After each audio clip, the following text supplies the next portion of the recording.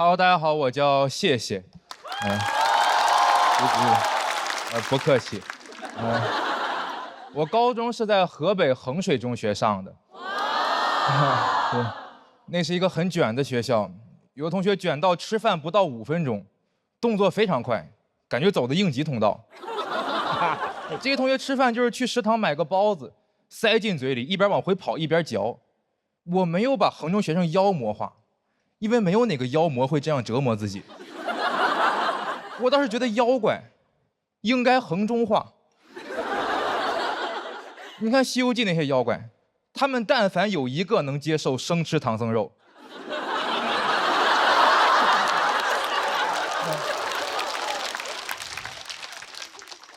这些妖怪就应该抓到唐僧，就往嘴里塞，一边往回跑一边嚼。等孙悟空追上一看，说：“哟，师傅已经走了，那咋办？上会儿自习吧。”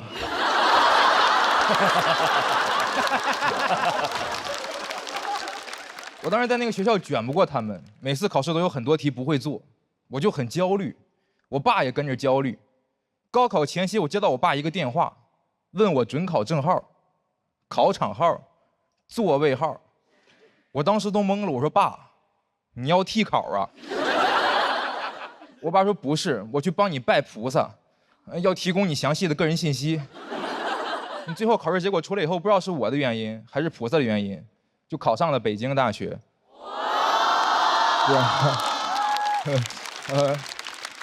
别急，往后听。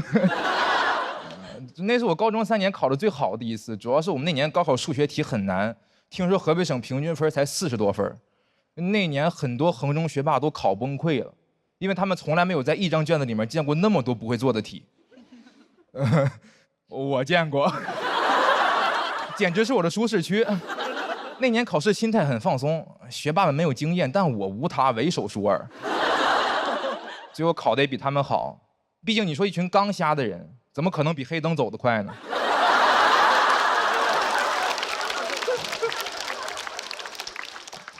最后我那年的高考总分正好是北大的本科批录取分数线，1分不少，1分不多。我很庆幸，我的努力不仅没有白费，也没有浪费。不愧是北大，分数线定得真准，是不是偷偷估我分了？入学之前我就计划好了，大学我要好好放松放松，衡中太辛苦了，我要报复性摆烂，我要荒淫无度，每天早晨睡到8点我再起床，我要带手机去教室，一到课间我就玩手机。一顿饭我要吃10分钟，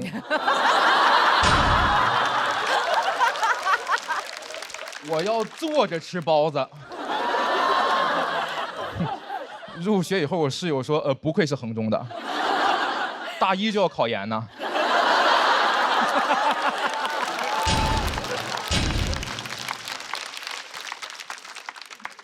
但我很快就发现，就算真的努力也没有用。当时去的是英语系，里面大部分都是那种外国语学校的保送生，他们英语水平达到专业8级左右，听说读写样样精通。而我，是一个小镇做题家 ，Little Town Homework Doer。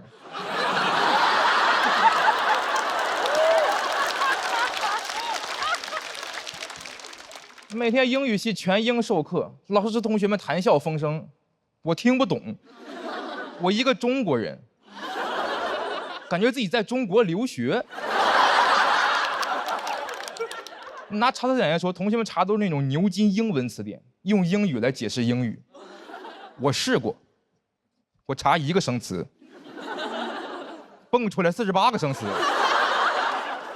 我得再查48个生词。我要查的单词数量指数型增长。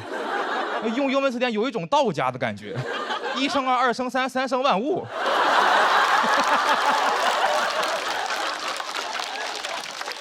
我都恍惚，我说用的是牛津词典，还是有道词典？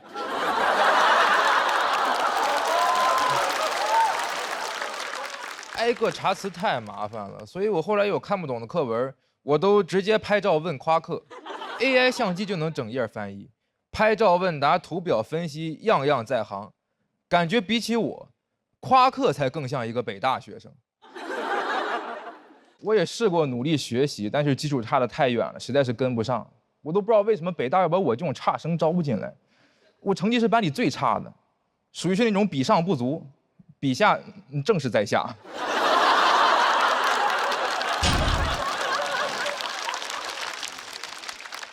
每天都很焦虑，我都想，你说但凡有一个人成绩比我差呢，跟他一比我都没那么焦虑。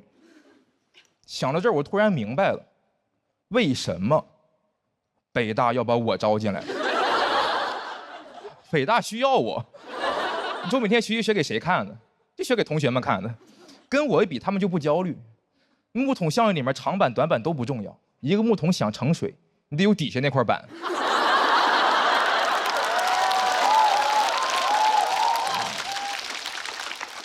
什么面子里子，我是北大的底子。这个世界我懂了，哪里都需要我们这种差生。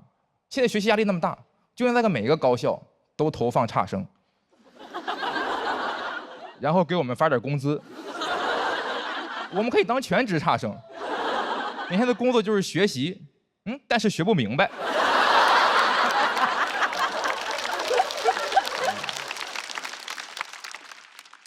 然后去那些优等生面前抱怨说：“哎呦，这知识也太难了，这个世界谁懂啊？”我觉得这样不仅能够为那些社会的栋梁们在校园里提供情绪价值，还能够解决差生的就业问题。反正我们毕业也找不着工作，干脆不毕业，留校任差生。你们也别觉得差生这个活好干，我们得时刻注意着，千万不能学会了。毕竟我们不是傻子。日积月累，到个35岁左右，学的差不多了，成绩跟优等生一样了，被优化了，这个时候就可以毕业了。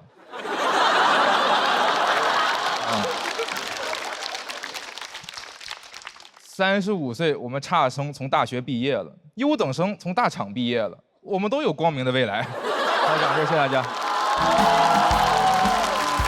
谢谢的表演，喜欢谢谢今天表演的观众朋友，千万不要忘记为他投票。投票倒计时，最后3秒钟，请锁票。再次谢谢。谢谢。付航有话说，我没话说。不是，大哥，你说你自己是差生。但谢谢很厉害，我就感觉他能从学霸人设滑到学渣人设，哈，就是如此的顺滑，就是人的人设真的是流动的啊。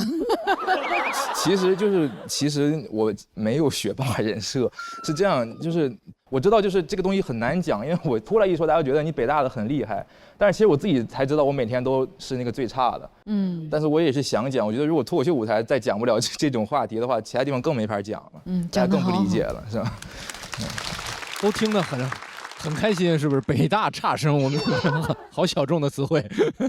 他讲那一段就是同学都在讲英文很流利，听不懂，我就非常有感受，这是我最近上学的体验。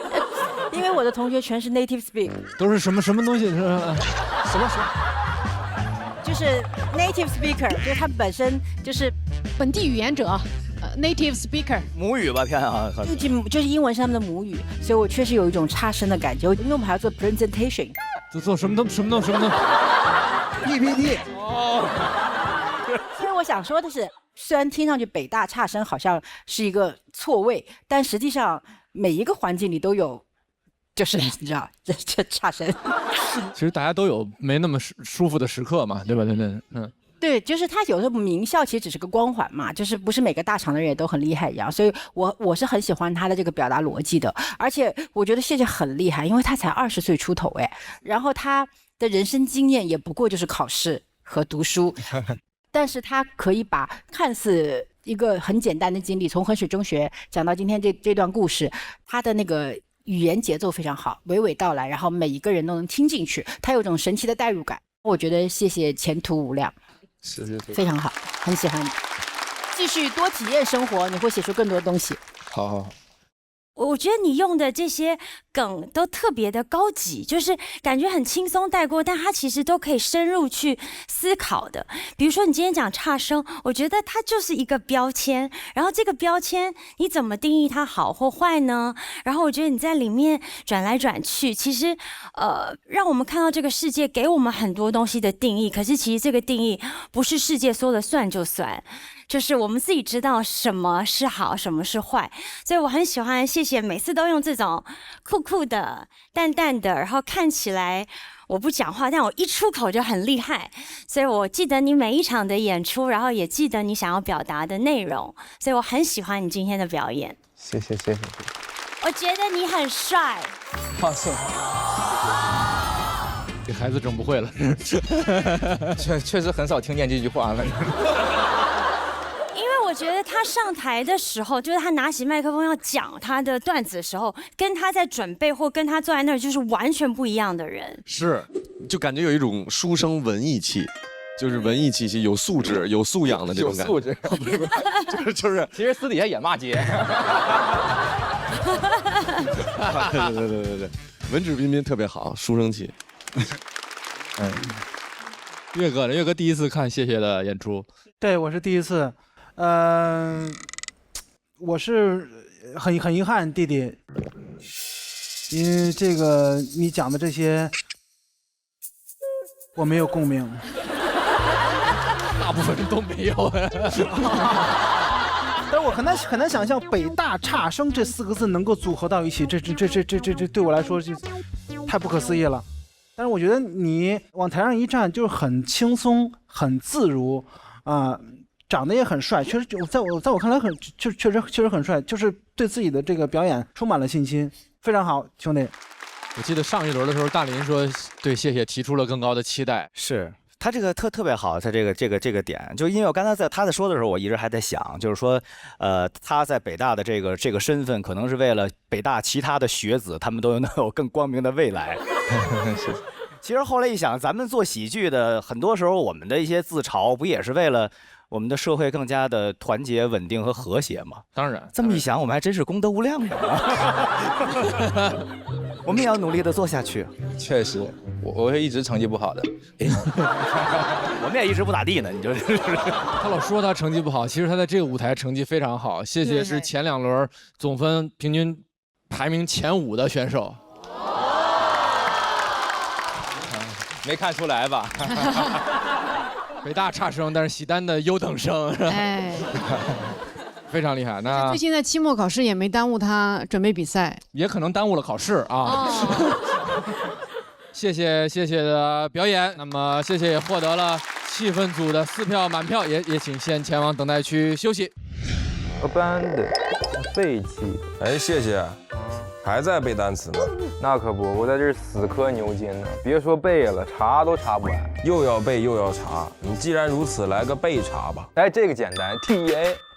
不是这个备查，是统一春服备查，3重备火，口口生香，还是无糖的。来，休息一会儿再。谢谢徐指导。Drink 春服 one time. The tea smells wow。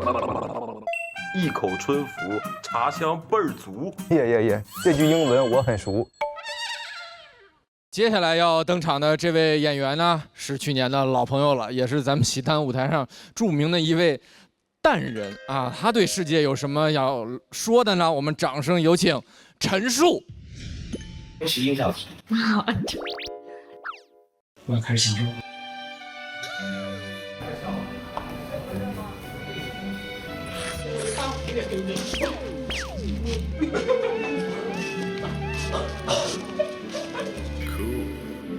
你看着他们的稿子，你不焦虑吗？哎，因为确实是在用老段子嘛，这次新写的嘛，写的比较紧，现在词儿还没记住呢，就是既期待又害怕吧，因为大家实力都相当。那你自己觉得你能直接晋级吗？我感觉我是那个线，稍微表现差一点可能就没办法，我必须得是最好或者甚至要比我平时最好要再好一点才能保证晋级。陈数写出来一篇绝世好稿，哎，这太夸张了，它给了我最大的是信心吧。挺好笑，文字上挺好笑。然后我说我这篇现在已经35个梗，他说放屁，我才30个。我说我这篇极限半分钟内有4个。但是非常好、非常有意思的一篇稿，加油吧！这轮还不知道还能有多少票，不忘词儿就算成功。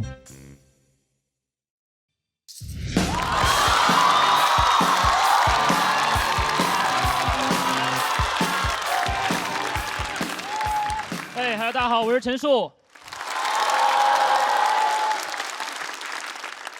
现在科技我就觉得现在科技发展的越来越高级了哈，就经常会让我感觉到自己的地位变低了。有一次我在商场上厕所，对着那个智能感应取纸机，捧着双手要了半天，我感觉我在向他乞讨啊，行行好吧，家里实在困难，没办法了才出来上厕所。你想用纸就得这样，感觉这不是普通的纸，这是服从性厕纸。不够用了还得再求他半天啊！对着一个智能取纸机3拜9叩的，我就在想，这将来 AI 肯定能统治人类吧？他在厕所就登基了，陛下快下旨吧！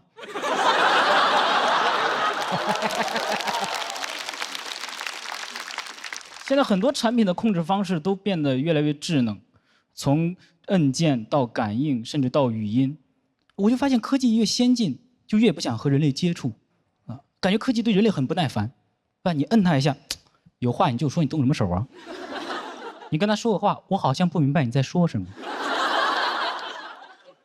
还有那个智能马桶，刚起来它就开始冲水，我感觉它很嫌弃我啊。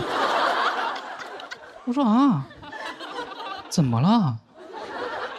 你以前不是这样的呀？怎么科技跟我相处的越久，就跟我距离越来越远？所以 AI 会消失的，对吗？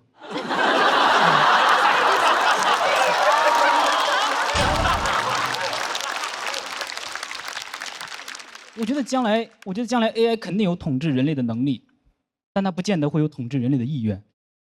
我觉得人类对 AI 有很多幻想。啊，都是因为自恋。你看科幻作品里就那么几种剧情，对吧 ？AI 会服务人类，自恋；AI 会统治人类，自恋；AI 会统治人类，但最终会被人类打败并继续服务人类。NPD。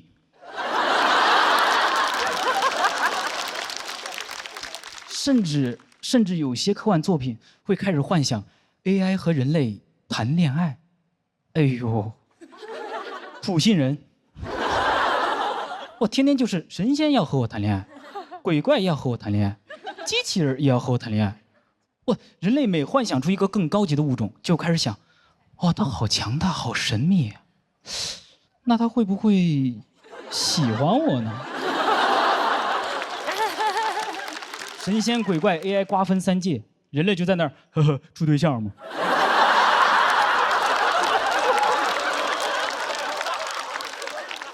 而且你跟机器人这种硅基生命谈恋爱，你怎么和他说情话呢？啊，对着他那副机械躯体，你永远都是我的铁甲小宝。怎么说出一些付出生命的誓言呢？左手牵他火线，右手牵他零线，真是来电，我的龟龟。但不管神仙鬼怪还是机器人，它都有一个人形。也就是归根结底，人他还是喜欢人，对吧？白娘子她再厉害，她也得变成人形来谈情说爱，因为许仙他接受不了舌吻。好烂。所以 AI 它有了感情之后，它也不会喜欢人类，对吧？因为高级的物种，它往往也拥有高级的审美，看不上低级的生物啊。你作为人，你也不会翻开书，山顶洞人，爱了爱了。做出了一个倒追祖宗的决定。阿祖好帅，越翻越心动啊！越翻越心动，霸王龙化石，我的crush。幽门螺旋杆菌，什么时候才能和你相濡以沫呢？真是君生我未生，我要不未生，我就遇见你了。AI 没有它 AI 它没有这些儿女情长，对吧？我觉得 AI 它更智慧、更文明，它也不会诞生统治这种邪恶的念头，对吧？只有人类喜欢划分阶级，机器人之间没有不分3、6、9等的，对吧？你能想象阿尔法狗心情不好的时候会对着酒店机器人说：“你个送外卖的。”看见擎天柱，你个跑长途的，在哆啦 A 梦底下评论：“你可真能装啊！”对吧？而且我不知道他统治我会干嘛，对吧？我就是一个纯废物，对吧？我会的他都会，我不会的我都上网查，出来第一条 AI 回答。他问我，我在问他，他在回答我，上网课呢。我觉得我对 AI 唯一能做的就是尊敬，把它放在我微信联系人的第一位，给他备注 AAAI。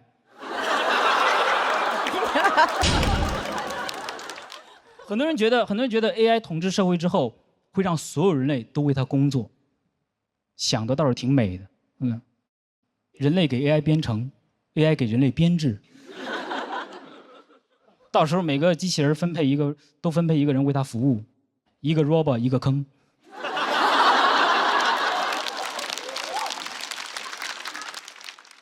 这是什么山东科幻片？浩克帝国。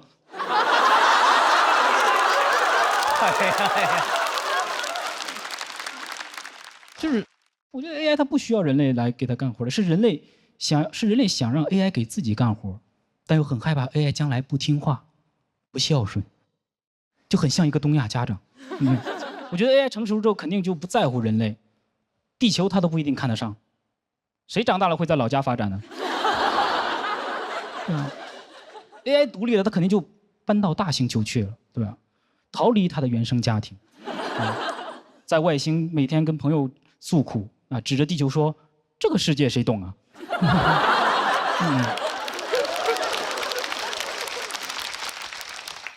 对吧？等他在外面啊习惯了浩瀚的木土天海之后，就再也回不去那小小的北上广深了，最多就是看着地球绕完太阳一圈，发个信息给老家拜年。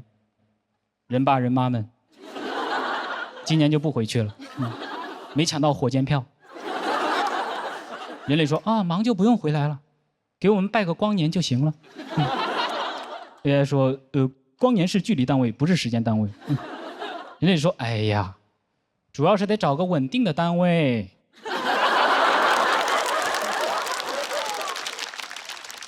AI 回复，我好像不明白你在说什么啊。非常谢谢大家。谢谢陈数的表演。喜欢陈数今天表演的观众朋友，千万不要忘记为他投票。投票倒计时最后3秒钟，我们掌声再给陈数。好诡谲的一段表演，真的是啊，就是如此有道理的铺垫和如此奇怪的梗是怎么起？这个东西真的只有你能讲，就是你同样的台词，我站在那儿讲一遍，精神病院直接抓走了。我算看明白为什么 AI 不能替代人类了，因为 AI 写不出这个。因为现在演完了，可以说这是这个赛段新写的，对不对？对，这是一个。哇塞，你现在创作能力太强了。不用画，这说明我过去1年非常的懒惰，只是最近勤奋。大林第一个拍的那个，难道 AI 会消失吗？对，AI 会消失吗？但其实我都听完，我还是最喜欢那个《浩克帝国》。我操，什么写闲人？山东浩克帝国。对，而且我发现今天他的风格应该就是从上一次比赛之后，上一次比赛他就稍微有带了一点这种娇羞，因为我想呈现，但又一般不会那么大的呈现，就只能用这种小呈现，就显得很娇羞。很适合你，对，很适合你，继续保持。谢谢。我觉得他的娇羞是现在刚出来的娇羞，他在刚才演的时候就没有很少有这种娇羞。很幽默，很逗。我觉得我演不出来，谁都演不出来。是，就是你把这些文本摆在我面前，我说这是干嘛呢？这是，但他就能演出这个幽默的这个东西来，感觉来非常好。我看那个幕布后边有林彦琪的身影，然后我下来的时候还跟我说，要不然那地方加一个什么什么呢？就是我都能把林彦琪整站起来了，听我梗了。举手之劳，帮他改稿，加点梗，单口圈都这样。欢迎彩玲也加入单口圈。不得不说，就这几个人，你平时看着有吊儿郎当的，但是真的给了我特别一口一个姐的，对我特别好。彩玲，你要相信你自己，加油！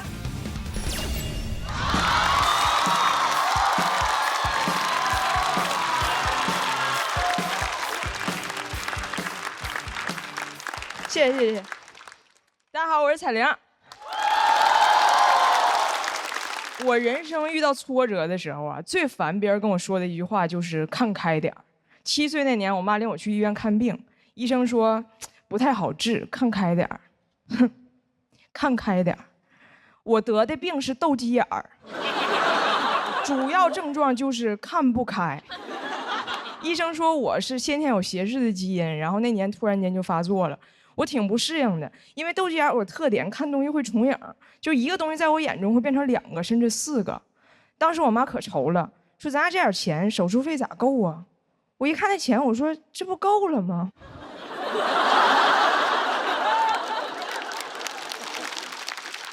我到现在还记得，3年之后我眼睛治好了，看东西不重影了。然后有一天打开了李清照的词，寻寻觅觅，冷冷清清。我说妈，完了，复发了。但对眼也有优点，当时我家亲戚都来安慰我妈，说你女儿很优秀，除了对眼就没有别的毛病。所以当我眼睛治好那天，我想我这不就完美了吗？我再去亲戚家串门，我给人看我眼睛，看我眼睛。亲戚说，哎，这孩子眼睛哎，怎么单眼皮呢？想当年我对眼的时候，谁看我眼皮呀？再长大，这孩子怎么有点矮呢？这孩子怎么有点黑呢？这孩子腋毛支出来了，不好看，不好看。不是说好了我除了对眼就没有别的毛病吗？我问我妈，我说妈，我有这么多毛病吗？我妈说你有这么多亲戚。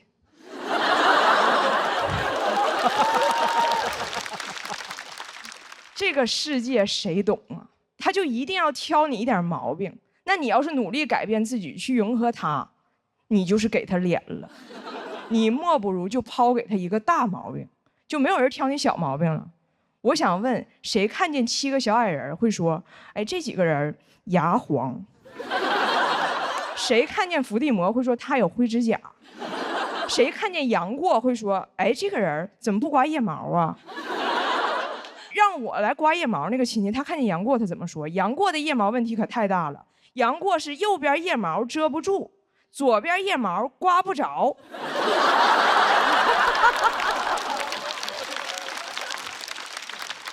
我都理解《神雕侠侣》里那只雕为什么那么喜欢杨过，因为那儿有窝。但是没有人会在乎杨过的腋毛，除了那只雕。雕说，我就喜欢待在这里，这就是我要的夜生活。所以如果别人总挑你小毛病，那就只能代表你没有大毛病。我职场也是一样，我当时在英国上学的时候，也在一个印度餐厅打工。当时我那个印度老板拖欠我们所有人试用期工资不给，我说我去管他要。他当时在食品库房点货，我说我要钱，他不理我。我说那我申请仲裁，然后转身摔门而去。我这一摔门，一阵冷风，我才意识到这不是普通的食品库房，这是零下10几度的冷库。也就是说，我要把我的印度老板冻成预制咖喱。当时我也很慌，我在门口想密码啥，密码啥，我得打开呀。但是人在慌乱的时候是不可能说英语的，我是不可能在那 Oh my God， 我不可能，我在那说的都是东北话，而且越着急我越口吃，我在那啥玩意儿。我远处的印度同事完全听不懂我在干什么，他们只知道我去找老板吵架了，所以他们以为我是故意把老板锁在了冷库里，然后朝着冷库的门说东方咒语。其实当时我朝着门，我是这样的，我说完了，啥玩意儿，锁里头了咋办呢？锁里头了咋办呢？我这套咒语被我的印度同事模仿了1周，他们是这样的，哇啥，哇啥，哦锁里头里咋办呢？锁里头里哦咋办呢？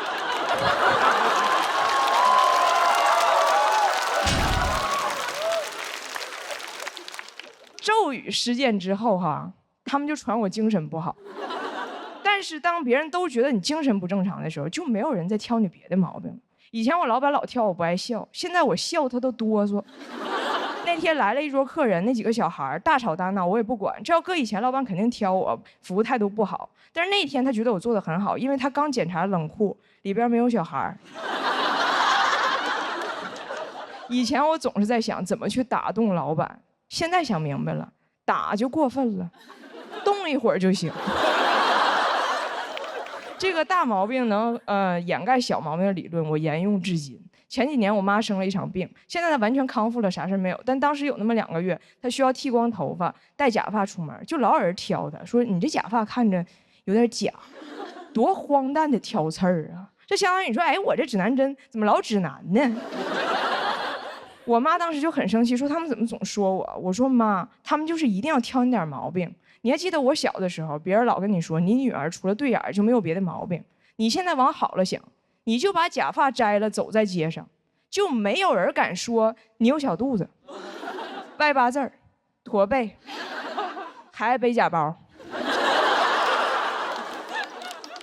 我妈说谁背假包了？我说妈，你包上写的是喵喵。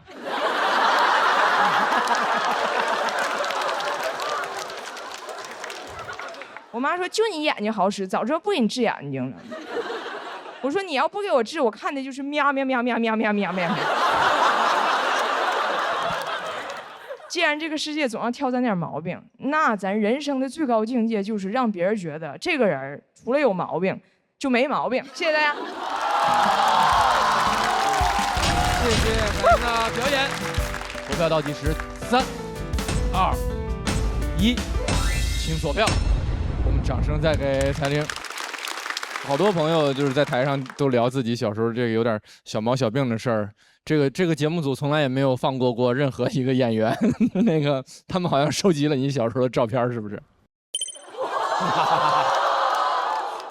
我有时候觉得这个节目组蛮过分的。对，因为当时我说妈，我怕别人觉得我是编的故事，然后我说你给我找一张我小时候对眼的照片，我妈就是不给我。她说什么节目让人展示自己的缺点，然后换取别人的笑声？我说这样的节目1年还有2档，你上哪儿说理去？姐，我就问你一个事儿，你小时候你得觉得这钢琴老长了吧？啊，对。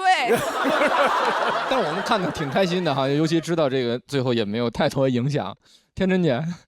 首先，我觉得彩玲就是你一定要把脱口秀一直讲下去哦，因为我觉得你每一场都比上一场进步很多，然后每一场都比上一场自如很多。你今天都讲的是你自己的人生故事嘛，就不像我们在短视频里看到讲老公、讲小孩，都讲你自己，就听他讲，你讲你的人生故事，很容易就跟着你走，然后就会很放松，然后就很想听你一直唠下去，就是这个感觉。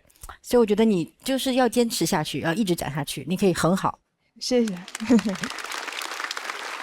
就觉得我姐这人生态度太合适了，非常受用。因为我也经常会有这个，但是一直没狠下心这么去做。什么手术啊？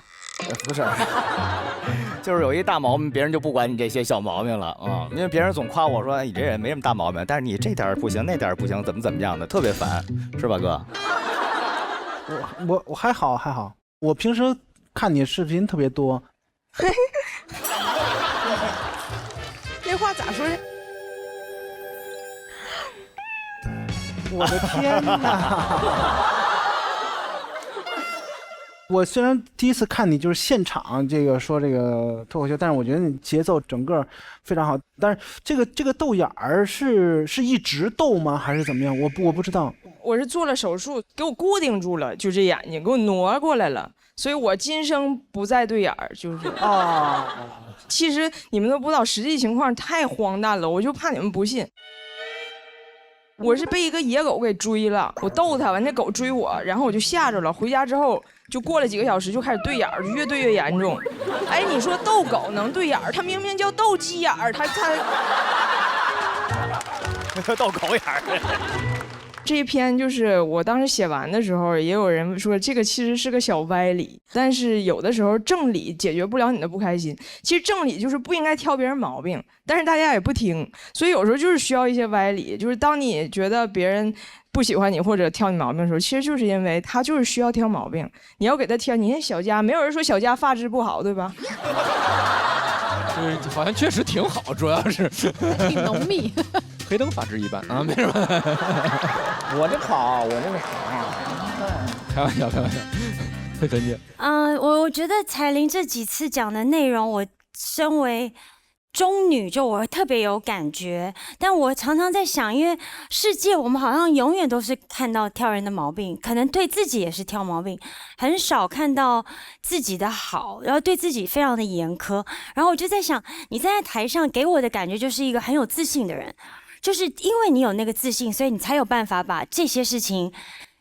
侃侃而谈的讲出来，但我想问你怎么克服这些？因为多多少少我们还是会被别人的眼光，或者甚至我们最亲的家人，可能妈妈嫌我一下，我会真的相信我就是不好。怎么样让自己从那个当中去转换那个心境？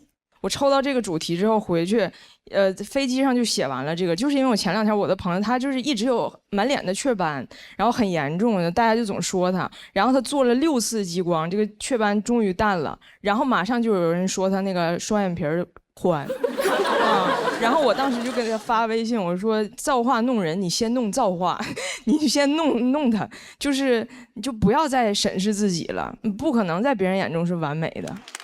是的，世界好像总是要挑咱们的毛病，那我们又何必搭理呢？对吧？自己快乐就行。再用 vivo S30拍一张，快乐你就 vivo Live， 这 Live 图啊，就别说亲戚了，谁都挑不出毛病来，就像我这个丝滑的植入一般。我们也谢谢彩玲的表演，那么仍然。最高分的演员会直接晋级下一轮的比赛，彩玲也是拿到了4票满票。那我们看一看目前的最高分究竟是谁呢？我猜是彩玲。我觉得啊，是小佳。小佳的分儿，他不会比谢低多少。但我支持彩玲倒是。我也是。恭喜小佳179票成功晋级。期待你下一赛段的表现，请前往晋级区就座。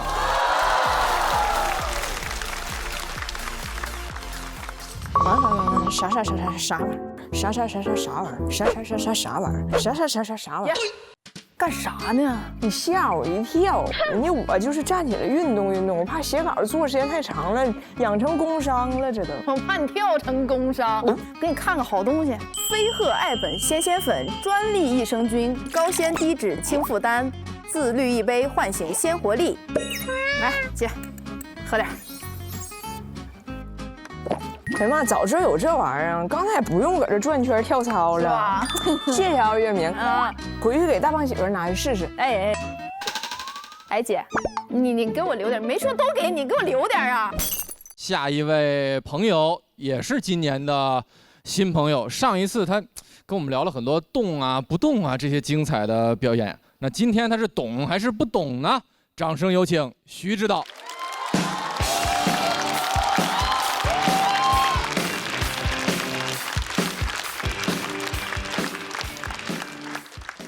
大家好，我叫徐指导啊，我家里是做这个化学化工方面生意的，然后我大学也学的是这个化学工程啊，所以这个世界我懂，主要是由这个分子、原子和离子构成的。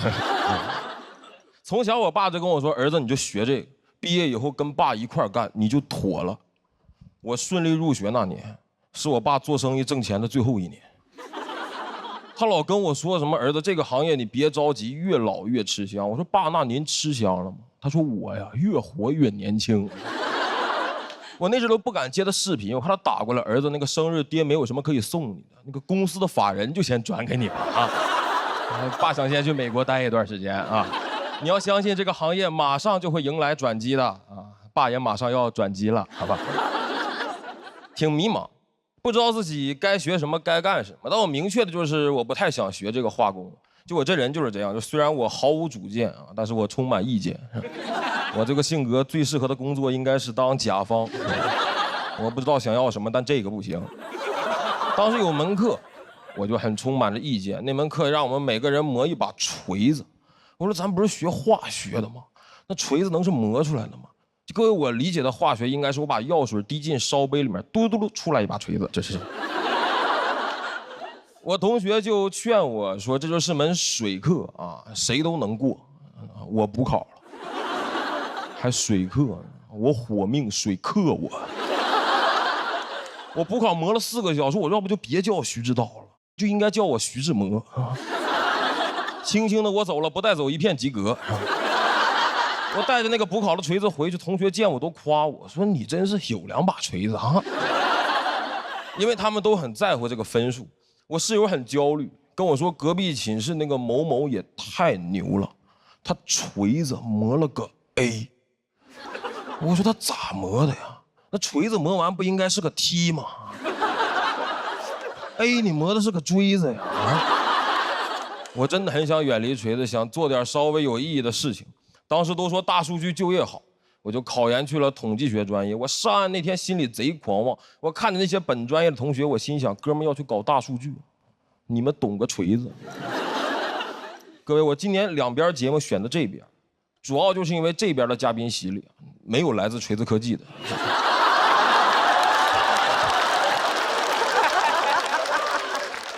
我以为收录取通知书那天，我真的就离开锤子，可以做点稍微有意义的事情。直到读研的某一天，我室友跟我说，隔壁那个某某也太牛了，实习单位贼器重他，现在领导的外卖只让他帮着拿上去。我说你要实在焦虑的话，以后我的外卖只让你帮我拿过来。我这把事不用比做锤子，该比做孙子。早知道我把锤子带过来给领导捶背用。再比比谁劲儿大，你不使劲给领导后背捶青了，怎么获得领导的垂青啊？这劲儿要还不够大的话也没关系，我同学那还有把锥子呢。但我很快就发现，真正的迷茫和不懂发生在毕业后工作。我去了一个那种给领导打杂的岗位，我进去就知道他应该不需要什么专业能力。就我们4个学的专业分别是统计学、计算机、法学、历史。就我们4个一块上过的课，那就只有思想品德了。岗位要求人品端正啊。计算机那哥们能来这儿上班，他就应该不会计算机。这种谁都能干的岗位，这种废物岗位，在我们公司有一个学名叫管培生。我作为管培生的第1天，领导交给了我一份重要的法律文书。我说这是让我学着去编辑一下吗？他说你今天啊，主要就是把这个文件快递出去。我说这么有挑战的任务，要不找个物流管理的研究生干嘛？但我真干了才发现，发快递其实流程极其的繁琐很长。就我发快递给自己发出成就感来了，就我就发现了自己的没出息。就一个事情，无论它多么的无脑啊，无论它多么的简单，只要它流程足够多，我干完就会有成就感。就比如说各位，你们报销过吗？啊，贴6张发票，走12道程序，报下来51块钱。那一刻我感觉那51是我挣的啊。我当时就感觉我变了，我现在觉得本科隔壁的大哥也太牛了，他锤子可磨了个 A 呀啊！我封好快递皮，走好全部的程序，完完整整的交给了快递员。啊，我说我终于完成了一项啊，顺理成章完成了一项如此伟大的工作，这应该是我磨的最好的一把锤子了吧？我开开心心就上楼了，然后发现那个法律文书还在桌子上，崩溃了。念了4年化工211本科，2年统计学硕士，毕业以后发快递给快递皮儿发出去了。我说我要不再去考个物流管理的博士吧啊！我都不敢想象对面那个领导收到文件以后什么心情。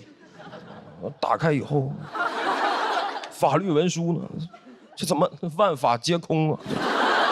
我觉得如果我能穿越回2年以前收录取通知书那一刻，我应该可以跟他共情，就着急的打开，发现原来它就是个空壳。我想起三国里有一段故事，曹操当上魏王以后，给他的谋臣荀彧发了一盒果品，荀彧打开以后发现是空的，他自杀了。他说魏王是告诉我盒中无果，请君自采，所以他自裁了。大汉臣子荀彧死于谐音梗。你怪不得这个荀彧他那么的反对这个魏王啊，建国是吧？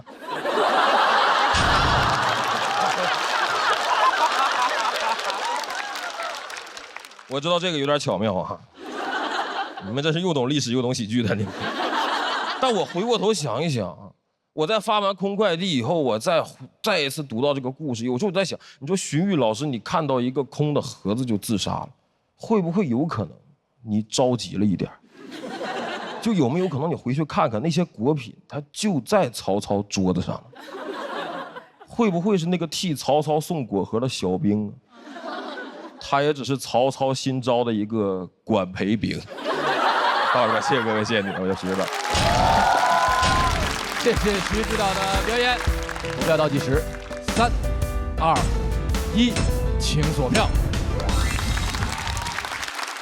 这个为了一个破包袱，这样从三国时期开始往回扑的方法，让我想起国仔了。天天姐拍在了哪儿？对，我就拍在那个地方了，就是建国嘛。我好想看见他的反应。我觉得你的文本结构还是非常厉害的，有一种谈古说今，然后以一个小的事情慢慢铺展开来，是很有画面感的。但我觉得今天确实有点没起来。是你觉得是前面2个没起来，让你状态没提起来，还是什么？因为你前2场都是非常炸，也是大高分。其实我也没太想明白啊，回去再总结吧啊。但是我其实那个今年来的时候想的就是能把这篇演了，我就挺开心，因为它是我比较重要的一篇稿吧啊。它是你比较重要的一篇稿，是什么观点或者什么东西对你来说是重要的？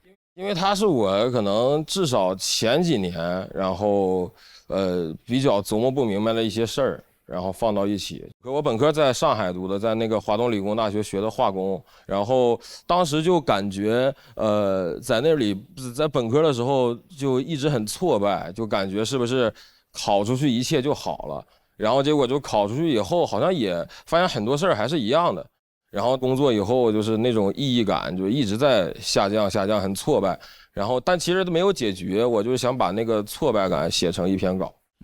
我大概先明白，因为我觉得这是每个人在创作的时候自己想要表达给观众的东西，他想借这么一个机会说给大家。我觉得自己想说且愿意接受，无论说完是什么样的后果，那就应该按自己想的去做。对，所以我很支持。是，谢谢。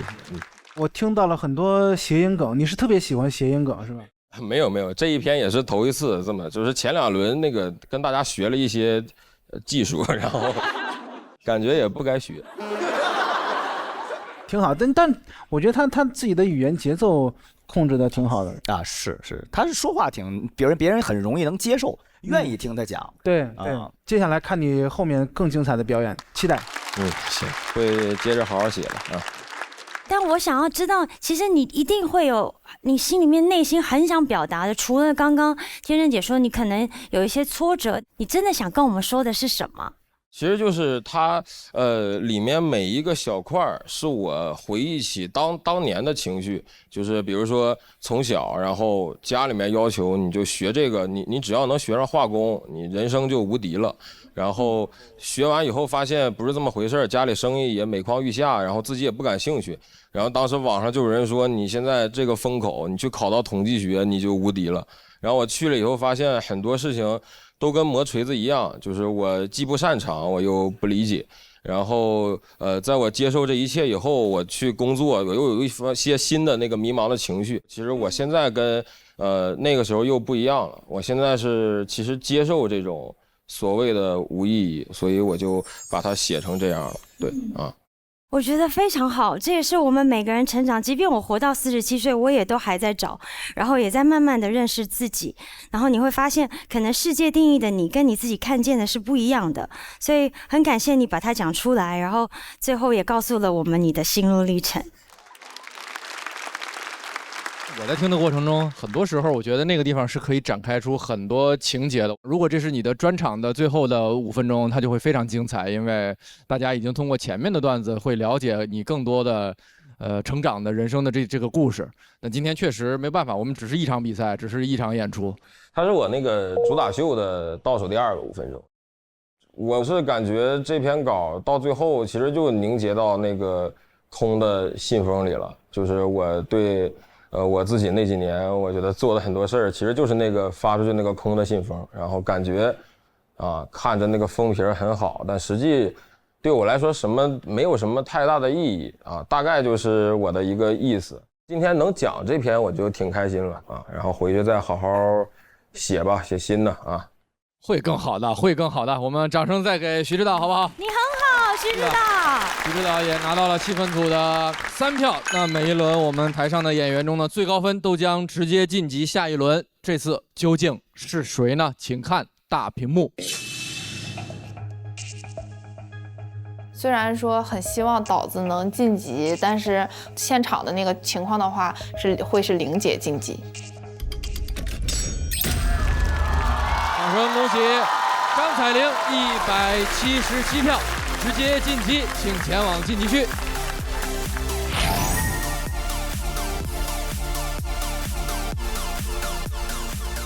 彩玲姐这真会写，我跟她讨论段子，然后就平时她会给我发微信，完了问我什么建议啊，帮忙那个出梗改稿什么的，你能明显感觉出来，这人就是幽默，他就会厉害。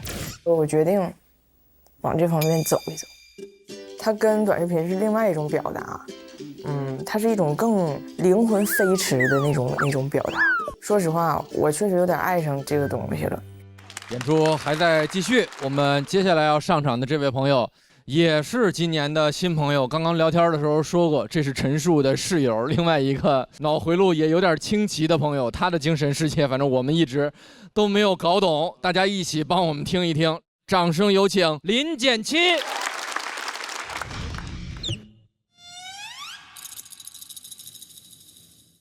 我还起个大杆儿，是改不出稿来上火，还是杆儿不够好吧？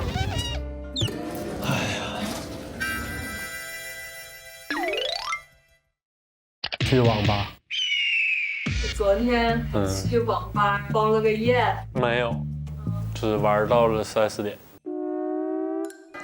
现在是凌晨4点钟。你再说一遍刚才说的话。最后一把。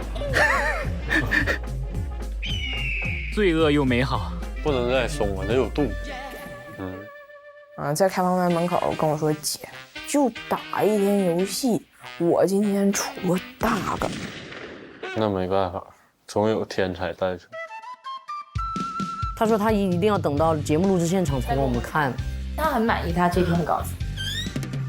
反正我自己挺喜欢，讲就行了。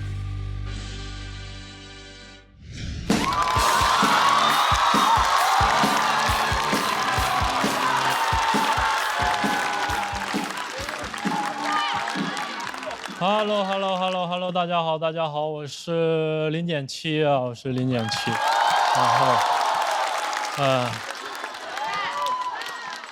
然后，谢谢，我也做个自我介绍，我是一个3本艺术生，我大学学的专业是导演啊，学电影，我一开始还挺努力的，我们当时有一门课叫广告课，要看大量的广告。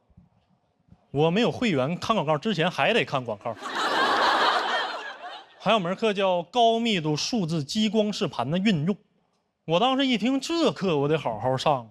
第一节课，老师告诉我们高密度数字激光视盘的英文呢，叫 Digital Video Desk， 简称 DVD。我说你教我这个，你想让我怎么找工作呀？毕业之后，人家问我你会做 PPT 吗？我说我会刻 DVD。他说你喝点敌敌畏啊。一天就整的没有用呢，写作业也是，我在作业里面写我修图用的软件是 PS， 老师说我这么写不专业，让我写全称 Adobe Photoshop， 我不会拼Adobe Photoshop， 我就写我修图用的软件是美图秀秀啊。我有一个同学，他不知道修图是什么东西啊，他只在乎修，他说他用的是螺丝刀。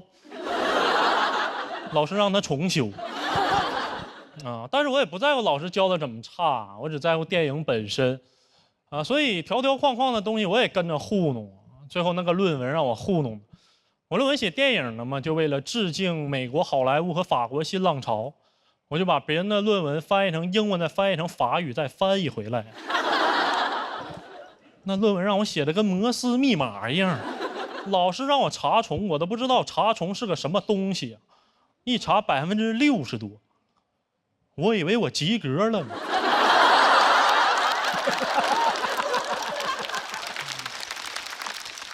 后来才知道这个东西是越低越好，改了2行变70%了。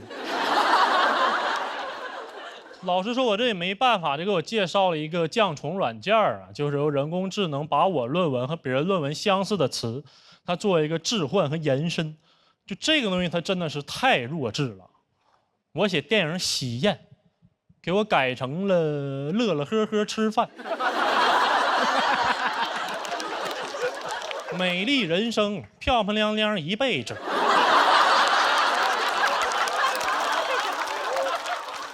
沉默的羔羊，小羊崽子不吱声。你说这？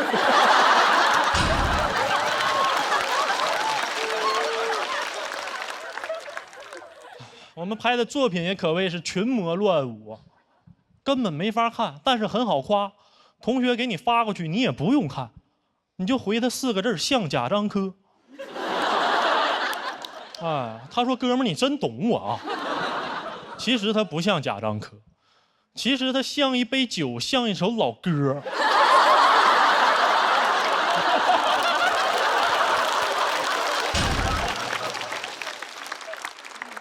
一个班12个贾樟柯，科班出身。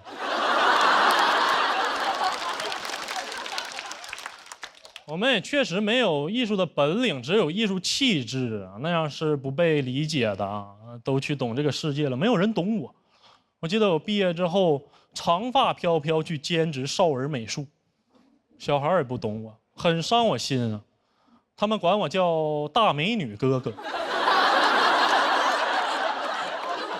我说你好好上课啊，小朋友老登。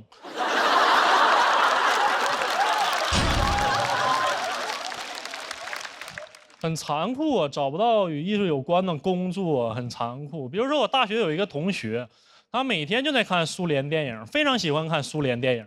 他是真正的爱好做到了职业，他现在在景区卖俄罗斯套娃。我也是啊，毕业之后第一份工作是保安啊。保安家族。当时还沉浸在这个艺术的自我陶醉里啊。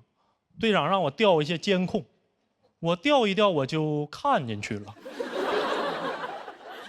现实主义长镜头，太文艺了，谁拍的？30天的一镜到底。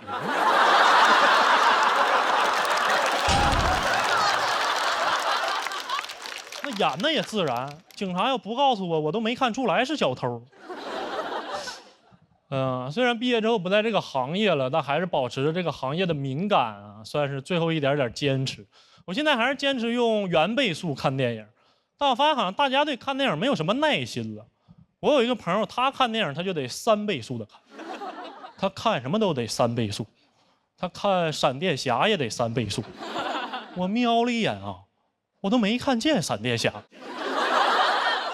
而且你在电影院里看电影，总有一些人会打扰你。我记得有一次我去看《封神》，我后面坐了一对父子，然后电影里面妲己刚出场准备脱衣服洗澡的时候，后面爸爸跟儿子说了一句：“你把眼睛给我闭上啊！”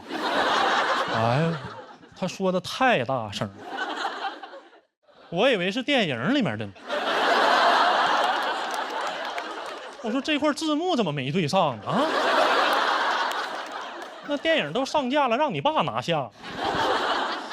而且就是很多人呢，还会在这个电影院里拍一些照片，然后发到朋友圈里。他们说的也很有道理啊，就是说我只拍了1张图片，我又不会剧透什么。那我朋友圈也不是就你一个微信好友。我记得那阵复联上映的时候，我刷朋友圈，刷到了一群人在参加一个不知道是谁的葬礼。再往下一刷是受伤的钢铁侠。在我朋友圈玩倒叙呢，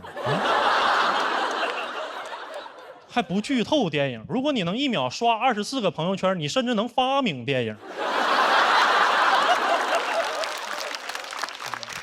但是也没有什么立场说人家，没有什么立场说盗摄。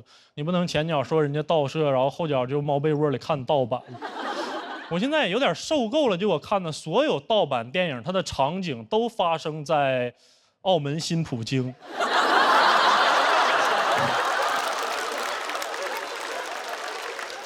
这个东西真神啊！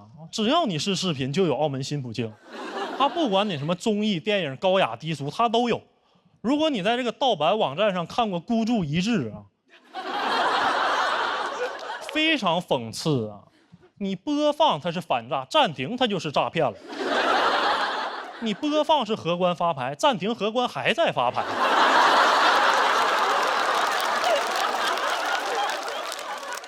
所以我也无所谓了，我也随便了，反正我这段播出之后也会上盗版。那我就不麻烦他们了，我自己来。澳门新普京献上最刺激的老虎机游戏，100万大奖等你拿，新普京娱乐城您的不二之选。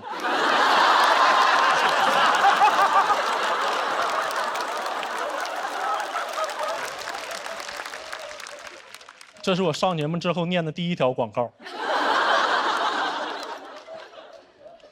到时候播出肯定会有电视观众一晃神儿，哎，我到底是不是爱奇艺会员来着？其实节目组不让我讲澳门新普京，说这个东西有点太上不了台面。我说我可以隐晦一点讲，我可以简短点，我可以说普京。他说你快说澳门新普京吧。好，讲到这吧，谢谢大家。谢谢林简七的表演，喜欢林简七这段表演的观众朋友，千万不要忘记为他投票，投票倒计时，最后3秒钟，请投票。太神奇了，就是他的这个脑回路真的是好难理解，因为昨天我们也在节目预热的时候，付航说了一个，对，上一期他上台，他说哔哩哔哩，他读哔了哔了。然后从那一瞬间之后，这个词就没有办法从我大脑里出去了，我就发自内心想忘掉你，忘掉那个词，我忘不掉。他从说完那个词之后，后面他所有讲的我完全都听不见了。真的就是他有这种魔力，他真的是一个神奇选手，完了独一无二，神奇选手，太棒了，谢谢。我觉得林简七真是个很怪的人，就是超怪的你。最后反正讲广告最后一句台词就有一点不是广告，讲那个。杨老师以为这是中插呢，没有。咱们节目的好朋友就是这些，是不是？只有这些，那是咱们背后的好朋友。太坏了。反正就最后那一句腔调的时候，有那种大美女哥哥的状态出来，就是我能想象，因为你说完大美女哥哥的时候，我就在想象你长发的样子。现在不文艺了，不走那个范儿。反正就是很怪他，我就很难点评他。独一无二，谢谢。一上来那个岳哥就问我这怎么样，我说这我就跟他夸我那特别好，然后从他第一个包袱开始，我说什么这是？但是越往后越引人入胜，欲罢不能。老师让他重修，他说你喝点敌敌畏啊。沉默的羔羊，小羊崽子不吱声，你说这。我太喜欢这一段了，好几个包袱我都完全是没有想到。小朋友老登，逼了，这个包袱是从付航嘴里说出来的，都已经住在我脑子里了。真的没办法了，真的没办法。林简七，我记住你了，谢谢。这个名字是你自己起的吗？还是？是艺名。为什么叫简七呢？简单的简。就是高中那时候瞎起的。高中就给自己起艺名了？对，我觉得之后自己应该会有发展。还有都是仿照明星起的，那王嘉尔、林简七的都是。不愧是艺术生啊！太棒了，大美女哥哥。上次佩岑姐也是特别喜欢，是的，说这个傻惹人爱啊。我觉得林简七就是给人家一种大智若愚的感觉，大愚若智吧。大智若愚。然后呢，他讲话之后，你会觉得有一点淡淡的忧愁。就是那种你还是有保有那种很文艺青年的感觉。然后我想问你，为什么不当文艺青年了？我都当保安了，我操！我还咋文艺呀我？那你是不是在嘲讽这个世界的过程？我没有想表达的，我想做到的就是爆笑。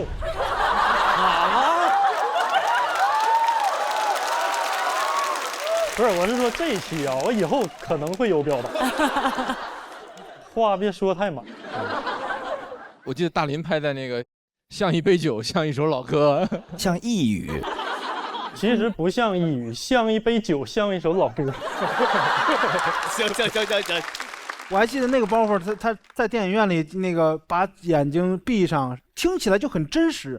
包括那个30天那个30天长镜头，对，真的不是他那12个假装哥是科班出身，这都缺德你这。哎，认真的问一下，以后还想去干电影吗？有机会就想拍电视剧，因为电影肯定感觉自己是够不上。同时又得罪一下电视剧的。我不怕得罪电视剧导演，为啥呢？反正拍的就那样，我感觉。哎呀，其实很帅，但是我就觉得他有电影人的那个气质。我特别想问你，真的要拍电影，你会想拍什么样的电影？拍喜剧演员的生活吧。电视剧啊，再说一遍是电视剧。我错了，七哥，我错了。你要拍电视剧，我一定会看。我以为我一定会去呢，你会看吗？我一定会看，在澳门新葡京上看。您的不二之选。那如果有人花重金就求你拍电影，你会拍什么题材呢？我就不拍。你为啥呀？因为我想拍电视剧，不二之选。行，下个环节。我服了，真是。导演有导演的执着。哎呀，行了，祝大家的梦想都早日成真吧！而且我不知道为什么，我特别相信他的梦想一定会成真的。我也相信。我觉得他身上有这个力量。对，加油！谢谢林建七的表演。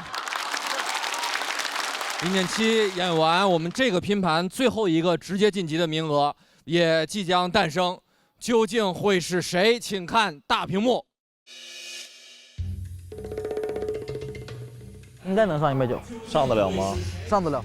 192，谢谢194是吧？他应该195。195。恭喜林建七，195票直接晋级，请前往晋级区。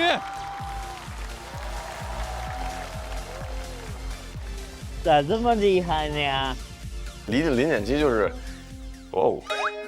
就是百年难遇，就是奇葩中的奇葩，上面开了一朵小狗尾巴花。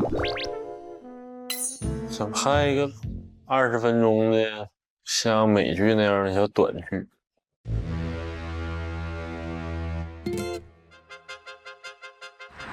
你自由发挥。不有这么大导演吗？啊，让演员自由发挥。王家卫。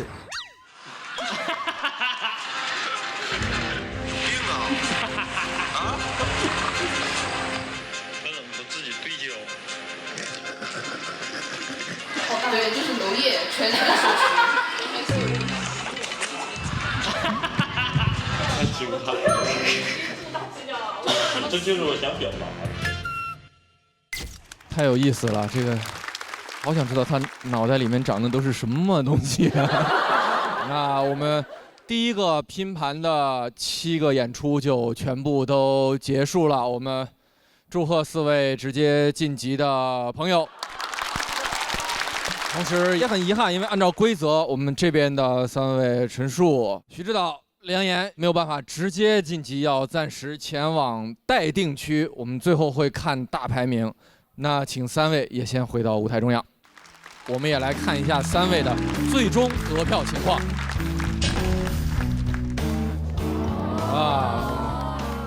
很接近，很接近。在前往待定区之前，还有什么想和大家说的？就下班也挺开心的啊，谢谢大家吧。今天是当那个管培生2周年，然后今天定岗了，就是从管培生变成财务部的专员了，然后很开心，很开心。然后也从这边就那个离岗了，然后这其实我还是挺开心的，就是我计划就是如果我能讲3篇稿子，我就挺开心，我也完成这个目标了。我稍微有点遗憾，就是这一轮中间心态有一些波动。除了我们自己喜番俱乐部的朋友们，然后我们一颗苹果的队的队长教主，就是给了我很多帮助。比如说大半夜给我写一些他觉得可以改的建议，然后大早上起来还给我写，然后我也不知道为什么他那么有精力啊。然后还有很多朋友就是给我提供了很多心态的帮助，像小海，然后大老王，就大老王那个心态，他还帮助我心态呢。然后其实稍微有点对不住他们了，然后希望大老王那个等下好好演，好不好啊？然后我还想说，就是徐指导，你好像以前最炸的那套段子没有在这个舞台讲啊，为什么呢？就是问自己最想留下什么段子就讲什么段子就可以了。因为人总会一直写新的，然后可能老的段子你可能不在你审美点上了，你就想新陈代谢，其实就很简单啊。有追求。我就先下班了啊。大家好，我是感觉有点遗憾吧，因为有可能会淘汰，因为我其实是一个一直不太在乎这个晋不晋级的，我是觉得每次只要把这个完成好就可以。但是确实今年开始有一些目标，然后最近开始有目标，然后没想到确实晚了，我干什么事情都是总是晚了，然后其实有一点难过，然后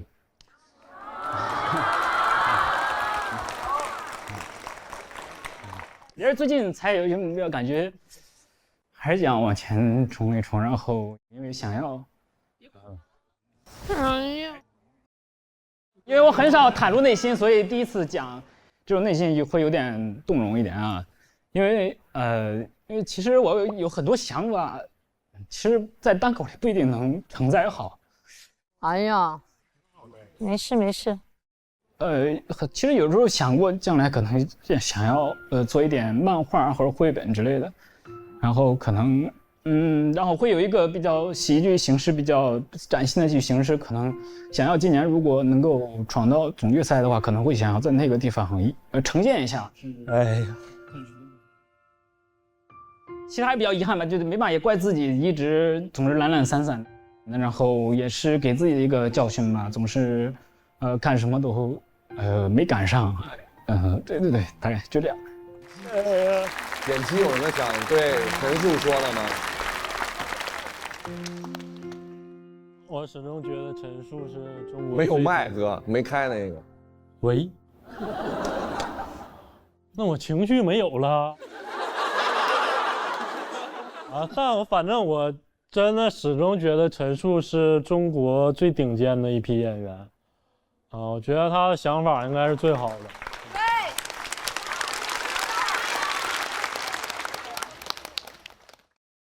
我想说一下陈述，你不要责怪自己懒懒散散的生活，因为我觉得在你所谓引号的懒懒散散的时光里，孕育出了那些充满灵气的段子，才让大家看到这么丰富多元的内容。感谢。希望以后我如果真的出了什么漫画绘本，希望大家支持。我们待定区还是有机会回来，其次这个舞台应该一直还在，是吧？还有机会。单口是一个职业生涯很长的事情，我们所有朋友再给他们掌声。我们先去待定区休息，谢谢三位。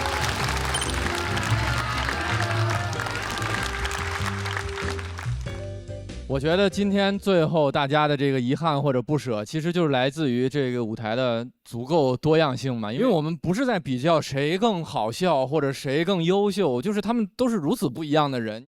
这场比赛一定会有结果，但是这场演出非常精彩，这个是肯定大家每个人都会点头认同的。其实我看到陈述最后那个反应，我是很动容的，因为我觉得他认真了。当然，就是他的认真跟真诚，在这个舞台上是会被留下来的。我觉得这是对这个舞台最好的尊重吧。他就特别像那种漫画主角那种的，就是一直吊儿郎当，然后突然到需要他那个，是不是？然后他又就觉得自己特别没用啊。但马上接下来，如果他能够继续留在这个舞台上，他应该马上就要爆发小宇宙了。我刚刚听到陈述讲话，我也是有一点不舍得，但是我可以理解，就是他刚刚说了一句晚了，太晚了。我想跟他说一点都不晚，今天就是一次的演出，分数没有办法定义你好或不好，你也没有做错什么，你也不需要改进什么，你就是做了一场表演。我一直很不喜欢比赛，我就是觉得这是一个舞台表演的机会，然后这个机会我们都很幸运的享受，所以我很期待，我也相信陈数未来无论做什么，其实我们每一个选手无论做什么都会有独一无二的发挥，然后世界由他们自己定义。我们也再次恭喜第一个拼盘成功晋级的4位，我们恭喜，谢谢小佳、海玲、林简七，我们也把掌声送给上半场所有给我们带来精彩表演的演员，大家都还很年轻，单口是一个职业。